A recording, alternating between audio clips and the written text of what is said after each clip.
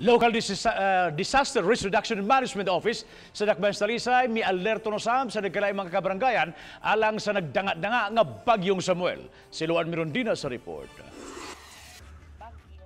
25 katuig nang nagpuyo daplin sa baybayon ang pamilya ni Mercy Vidal. Busaanad na ang iyang pamilya sa unsa may angeng buhaton kun adunay bagyo. Amo sang panid-an ang panahon niya kun ingon gani nga kanang hangin o niya bawd nangandam na midaan nga mobalhin na sad mi dito sa pikas naman may balay dito sa Montiyo sa Atbang. Adto ra mi dito. Dihang nasinati ang kusog nga hanging habagat sa nakalabayng mga buwan na banla sa dakong bawd ang ilang hagdanan. Busa kining mga pinatong-patong nga bas o batulang una ang ilang gigamit. Mato ni Mercy, dili angay kakumpiyansaan ang malinaw nga dagat.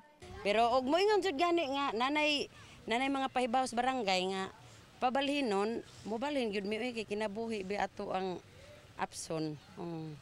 Pero dili ra, aw kami ray maniid tan-awon lang namo ang kuan panahon.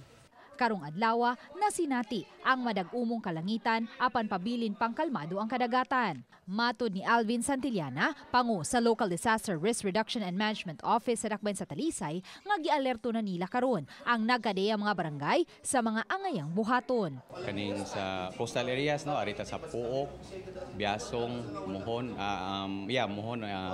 Dumlog, kaning ato ang poblasyon, Tangke o Kansuhong. Ang ilahang una ng evacuation area is ang barangay hall.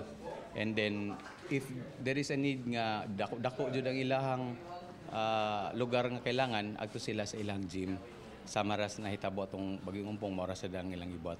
Now, if in case kusog jud ang iyahang effect, dako iyang effect mo balhin tag eskwelahan.